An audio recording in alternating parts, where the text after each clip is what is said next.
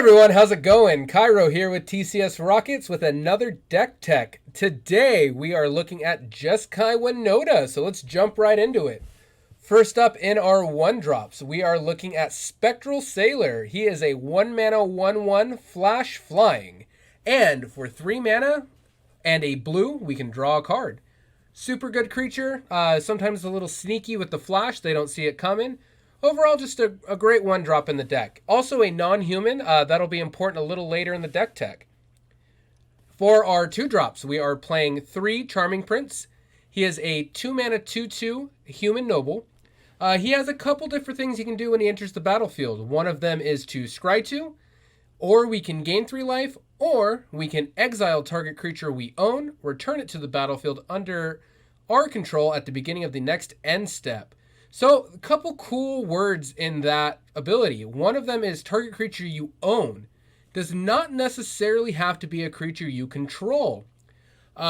In standard right now, Agent of Treachery is everywhere. It's even in this deck. And this is a great creature at taking back creatures that have been stolen with Agent of Treachery. So, very important clause there. And again, we can also use it to double up on important enter the battlefield abilities. That'll come up again later on in this deck tech. Moving on, we are playing 2 copies of Fibblethip the Lost. He is a 2-mana 1/1 homunculus, non-human, which is important. When Fibblethip the Lost enters the battlefield, we draw a card, and if it entered from our library or was cast from our library, we draw 2 cards instead. Also, when Fibblethip becomes the target of a spell, shuffle Fibblethip into its owner's library. So, cool little interaction here. We mostly just use him as a 2-mana 1/1 non-human to draw a card. We never really cast him from our library. I don't even think there is a way in this deck, but cool ability. Touching on the second ability, it is important to realize that it says becomes the target of a spell, not a spell your opponents control. So if you do target it with one of your own things, it does get shuffled away. So very important to keep that in mind. Moving on, we have Raise the Alarm. Raise the Alarm is a 2-mana instant, 1 and a white, and it reads create 2 1/1 soldier creature tokens. Now that soldier might look like a human in the artwork, but mechanically it is not. So keep that in mind. Your soldiers are considered non-human creatures. I keep bringing that up, and that is for Winota. We're going to get to her a little later. In our 3-drops, we're playing a single copy of Hanged Executioner.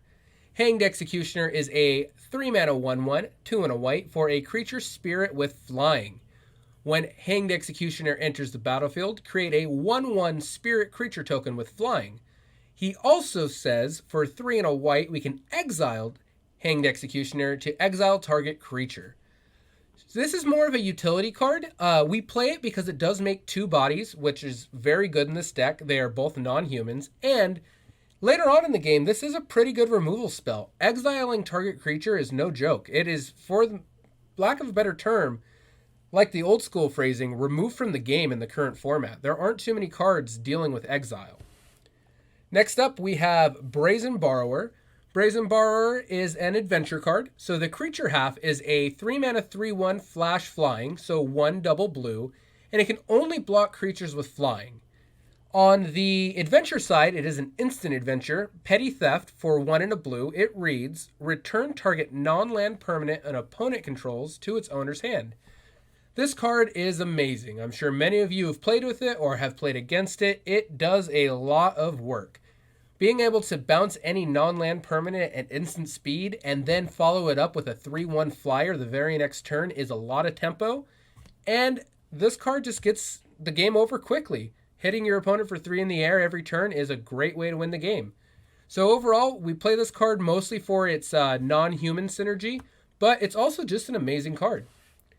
Following that is Bonecrusher Giant, another adventure card. The creature half of Bonecrusher Giant is a 3-mana 4/3 giant, 2 and a red. It reads, whenever Bonecrusher Giant becomes the target of a spell, Bonecrusher Giant deals 2 damage to that spell's controller. Also important to point out, it does not say a spell your opponents control. It says a spell. So keep that in mind if you plan on targeting it yourself. The instant side is Stomp. For 1 and a red, it is an instant adventure. Damage can't be prevented this turn, which is not as important as it used to be, but still relevant. And it also deals 2 damage to any target. So this creature is another very good adventure card. We could 2 mana, usually kill a creature, a 1 mana or 2 mana creature that got played early, and then follow it up with a 4/3 body, which is sizable for 3 mana. Overall, very strong creature. Next up is a very good engine for this deck. It's Legion Warboss. Legion Warboss is a 3 mana 2/2 Goblin Soldier, so 2 and a red.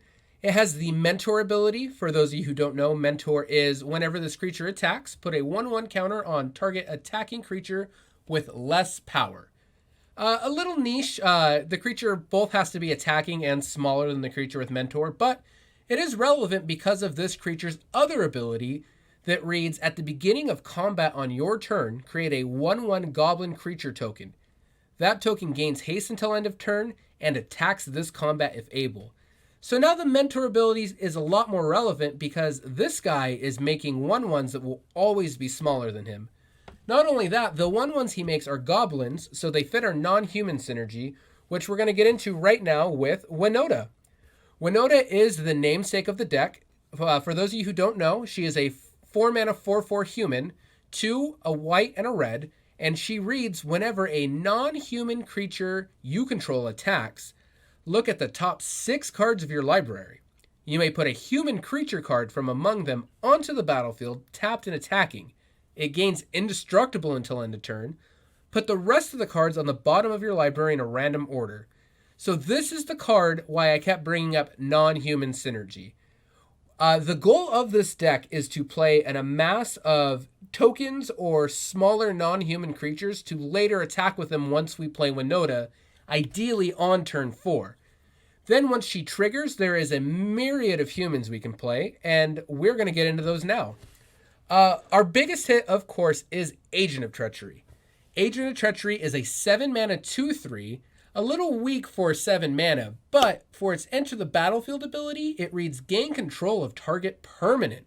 Permanents are lands, enchantments, creatures, artifacts, and so on. So it lets you steal anything that is currently in play.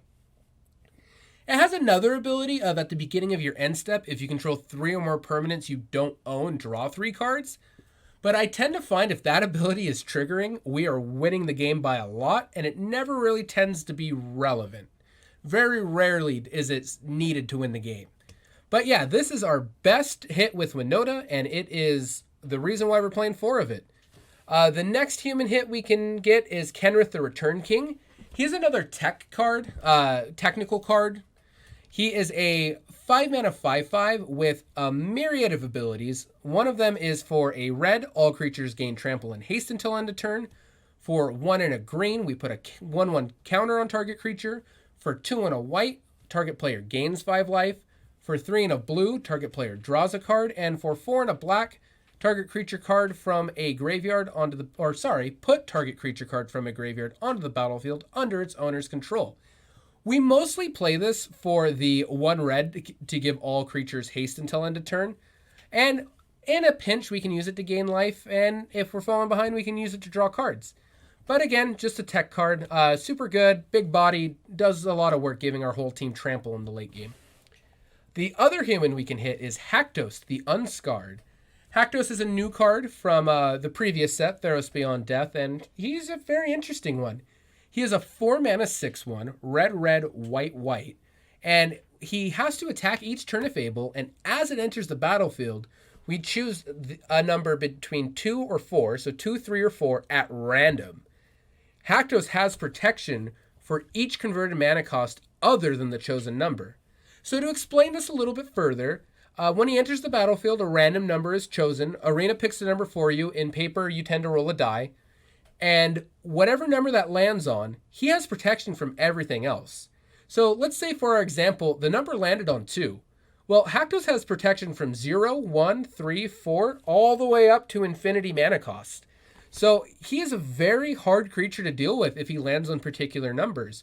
One of them being 4. There aren't too many 4 mana answers in the format, let alone creatures that can block him. There are a couple that show up, like Vraska Golgari Queen. But overall, having a Hackdos on 4 is theoretically having a 6-1 that they just can't deal with. And to finish off the deck tech, before we get to lands, we are playing 3 copies of Incubation. This is mostly for the look at the top 5 cards of your library. You may reveal a creature card from among them and put it into your hand. Put the rest onto the bottom of your library in a random order side of this card. This is mostly in here just to find Winota.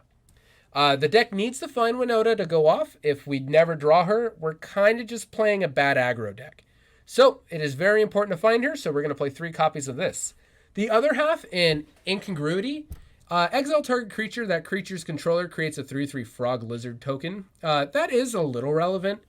It's important if our opponent has a sticky threat that we can't necessarily get rid of. It's also cool if we don't control a non-human. Well, we can use this to turn one of our humans into a frog, and now it is triggering Winota again. So a good tech card, but not always necessary. Moving on to the land base, we are playing 2 plains, 2 islands, a single Castle Embereth, a single mountain, 4 Hollowed Fountains, 4 Steam Vents, 4 Sacred Foundries, 4 Ragarin Triome, and 3 Fabled Passage. Just a balanced mana base to make sure that we can hit our Jeskai colors. Next, we're going to jump into the sideboard. In the sideboard, we are playing 2 copies of Redcap Melee. Redcap Melee is the mono-red killer. It deals 4 damage to target creature or planeswalker. If a non-red permanent is dealt damage this way, you sack a land. So, against mono-red decks, this is just 1 mana, kill your planeswalker, kill your creature. And if we do board it in against a multicolor deck, we can use it to hit a non-red permanent. We will get to a point in this game where sacking a land won't matter. However, we don't always want to do that. So that downside is slightly mitigated for our deck, just because if we can get ahead, our lands become irrelevant. Next up, we're playing 2 copies of Aether Gust. Aether Gust is the red-green hate card. We tend to bring this in against almost every red or green deck. It's super good against Embercleave. It's good against Nissa Who Shakes the World. And what it does is we choose target spell or permanent that's red or green. Its owner puts it on the top or bottom of their library. So a lot of the times I find myself using this card against Embercleave. After they've attacked and equipped it, we can then bounce it to the top or bottom of their library, and their bad attacks are really bad now because they're not even getting their Embercleave value. So yeah, mostly played in this deck for Embercleave. Moving on, we have 2 copies of Empress Shieldbreaker. It is another adventure card. It is a 2-mana 2/1. And on its adventure side, it is a sorcery adventure for a single red to destroy target artifact. We bring this in against the Witch's Oven deck. It's seeing a couple different faces now. There is the companion version playing Obosh, and there's the non-companion, more traditional style. But both versions rely on Witch's Oven for their late game value, and we bring this in to deny that. Very important card for that matchup. Next up, we're playing 2 Scorching Dragonfires. This is in here as kind of a small catch-all. It's good against aggro decks, that being mono-red or mono-white or even the Cat in the Oven deck because of the exile clause, but we also play this against other planeswalker decks. I found that you can play Fry or you can play Scorching Dragonfire. I tend to find Scorching Dragonfire a little better because it exiles whatever it kills. This is important because a lot of control decks, you can kill their planeswalker, but they're going to play Elspeth Conquers Death later, and they're going to get it back.